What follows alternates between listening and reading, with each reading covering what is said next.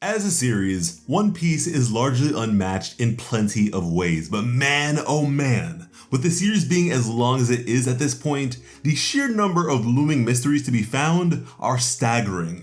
This latest chapter in particular finally touched upon a plot point that we were first introduced to with the very first chapter of the series. With the previous chapter, we opened up to the people of Wano celebrating the Fire Festival, wherein they would produce flames big enough to be seen from the heavens. Elsewhere, our ever mysterious CP0 member would provide us with a bit of an update in regards to the number of forces on each side. A number that has changed over time beyond accounting for casualties and such, as a number of pleasures and waiters on the performance floor have decided to side with the Straw Hats on account of Queen's overwhelming cruelty and Chopper's outstanding generosity.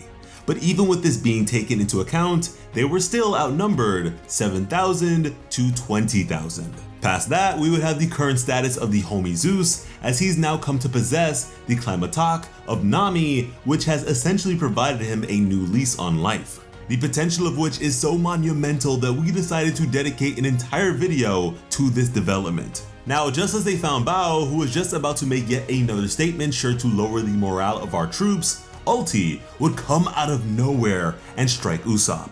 In doing so, she would get a hold of Tama and recognize her to be incredibly dangerous, as her manipulative capabilities from Ulti's perspective were enough to even beguile the likes of a fearsome Yonko such as Big Mom.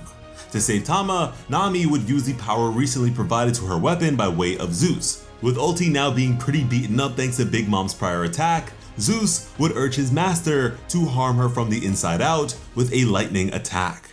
For the sake of this, Usopp would separate Ulti from Tama, and in that time frame, Nami would launch the power of Zeus, who was relentless in his pursuit, as together they were able to triumph. This victory being one that Bao would unintentionally corroborate to the masses. And so now, with two of the Tobiropo now out of the battle, many of Kaido's forces were beginning to sweat just a little bit here. And now, having suspended Bao, they'd finally have Tama begin to give an address of her own. Elsewhere, we would have the confrontation of Yamato and his father Kaido. Yamato here would express that he intends to join Luffy on the sea once this is all over, followed by the declaration that he'd hold his father off until Luffy was ready to take over and defeat him, as we would receive a particular effect between the two, indicative of two Conqueror's Haki users clashing. With this latest chapter, we would pick back up with Tama's address to the masses. Now, this sort of thing, especially with the aggression of Queen, was understandably overwhelming for young Tama, as she'd pretty much immediately pass out from the pressure. On the fourth floor, Jinbei was being overwhelmed. This was the obvious result of such a great discrepancy between their numbers. They went into all this outnumbered 5,000 to 30,000, so something like this was certainly expected by Jinbei. Who's Who would, because of this, refer to Jinbei as a pawn. Something that Jinbei would not disagree with, as he knew his role and he knew it well. Elsewhere, Jinbei wasn't the only one dealing with something like this, as Frankie was in a very similar predicament. We likewise had Inuarashi up against Jack and a bunch of other goons, which to me seems to be like an opportunity for a bit of revenge, which I don't mind at all, but man, things were not looking so good for him here. In another location, we would have the Gifters making an example out of the treacherous pleasures and waiters. But finally, with Nami and Usopp cheering her on, Tama would begin with her address. This was a message for everyone who had been fed her Kibidango, the power of her fruit. She would tell them that they are not on Kaido's side anymore, that they would in fact help take him down.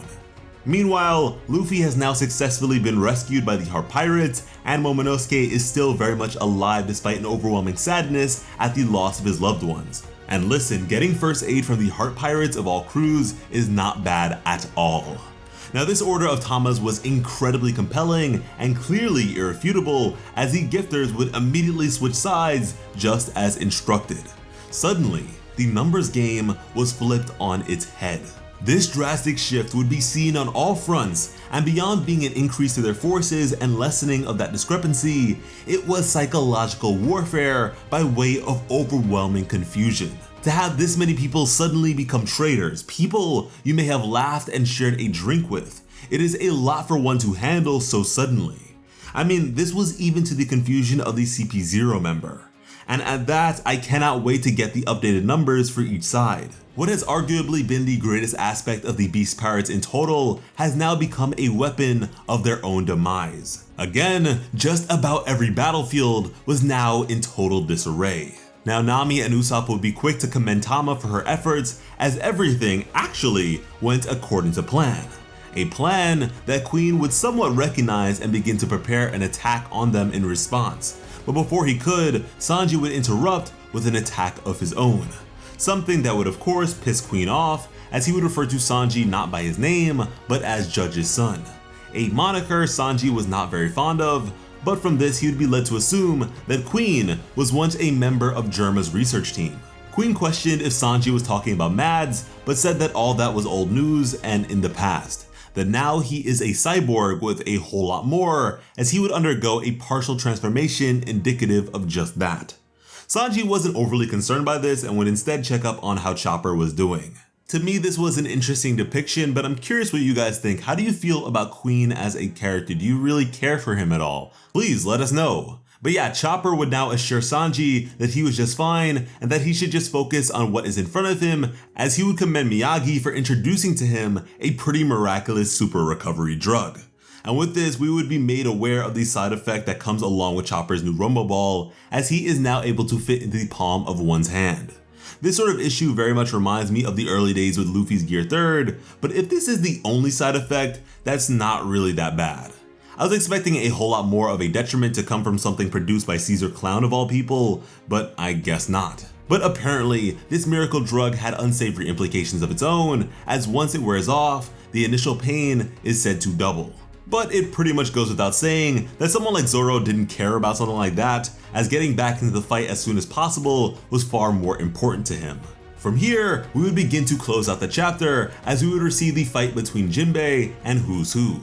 In seeing this sudden shift from many of his former comrades, Who's Who was confused, but if nothing else, knew that he'd actually have to try to win here.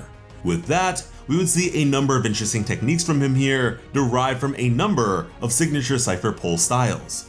Iron Body, Shave, Finger Gun, Tempest Kick, Who's Who was wearing his influences on his sleeves. And so as he transformed into this saber-toothed Zoan form, Jinbei would confirm this connection as well. He would furthermore go on to speak of an old tale about a rogue member of CP9 escaping prison. What is in many ways an odd story, and considering Who's Who's response here about never properly interacting, I'm therefore led to presume that he too was imprisoned in Impel Down, and perhaps was furthermore liberated along with everyone else prior to Marineford. Who's Who would also go on to say that he has no complaints with how everything turned out in the end, but life became a bit troublesome on account of a mistake he had made 12 years ago. Yet prior to that, he was considered to be a bright prospect on par with the great Rob Lucci. And even though he was in the midst of speaking, he would not stop attacking, as he would launch off a Fang pistol, yet another derivative technique that would be narrowly evaded by Jinbei. The talent of Who's Who was undeniable as far as the former warlord was concerned, but even still, what exactly was the point of telling him such a story, as he himself had nothing to do with any of that? But here's where things get interesting, because Who's Who would correct him here by saying that as someone who proclaims himself to be a proud member of the Straw Hat Pirates, this story has everything to do with him, because that very moniker alone is enough to remind him of his dreaded past. You see, 12 years ago, as a member of CP9, Who's Who failed to guard a devil fruit that was being transported on a government ship. And so 2 years ago, he was shocked when he learned of this so-called Straw Hat Luffy. But that's when he learned that the one who had eaten the stolen Gomu Gomu no Mi was in fact Monkey D. Luffy. And that was the chapter. Now this is very fascinating stuff right here that ties into content from chapter 1 of the story. We knew that Shanks and his crew managed to procure the fruit from a quote-unquote enemy ship, but nothing more than that. Especially not the fact that this fruit was once in the possession of the world government. Now with that in mind, devil fruits, as you might imagine, being sources of incredible power, are things that the world government would largely like to possess. However, for this incident to have been such a blunder that Who's Who went from being a top prospect to an inmate says a whole lot. Not to mention the fact that Shanks is involved, and anywhere in the story that man happens to be, you can expect some major developments. Another fruit with similar connections to the world government being Law's fruit, the Ope Ope no Mi. Now, what made that fruit special, more than the obvious, was its true potential in regards to the providence of eternal youth at the expense of one's own life. A possibility that led to the fruit being labeled by many to be the ultimate devil fruit. And so at that, whatever makes Luffy's fruit significant enough to warrant such covenants is likely some largely unknown aspect of it, or some degree of sentiment. Right now, our minds are very much on Joy Boy, so the thought of this being Joy Boy's fruit is bound to be a prevalent consideration. I for one have yet to really be convinced of this prospect, however, as that may imply that the return of Joy Boy is pretty much entirely based on Luffy's devil fruit as opposed to anything else, which I have a hard time believing in. I believe that devil fruits can impact who a person is, but don't outright define who they are or will be. Either way, in stealing this fruit, I am willing to bet that Shanks knew exactly what he was doing, and so this was at the very least something of significance to him. Something significant enough for him to sacrifice an arm for, perhaps. And guys, we know that the hockey abilities of Shanks are absurd, and so if the likes of Katakuri and Luffy are able to see somewhat into the future with their observation hockey, I can only imagine what Shanks is capable of, making Luffy a pretty solid investment into the future. As for why this sort of thing would land Who's Who a prison sentence, I doubt treason was the reasoning behind this. I'm more so inclined to believe that this was to be a cover-up, a way of burying the truth about this fruit or refute any interest in its significance. This is all some really fascinating stuff to speculate, and I am really looking forward to even more elaboration. No Kaido versus Yamato with this chapter, but even still, One Piece never disappoints, and hopefully plot armor doesn't either, so I suggest you subscribe to the channel with notifications on to keep up to date with all of our content. We plan on making a whole lot more One Piece videos in the times to come, so you should definitely be excited for that. And don't forget to follow us over on Twitter and Instagram at PlotArmorYT, because when it comes to bringing you some of the best One Piece content on the platform, Plot Armor has you covered. As always, I'm Slice of Otaku. Thank you all so much for watching and have an awesome day. I love you.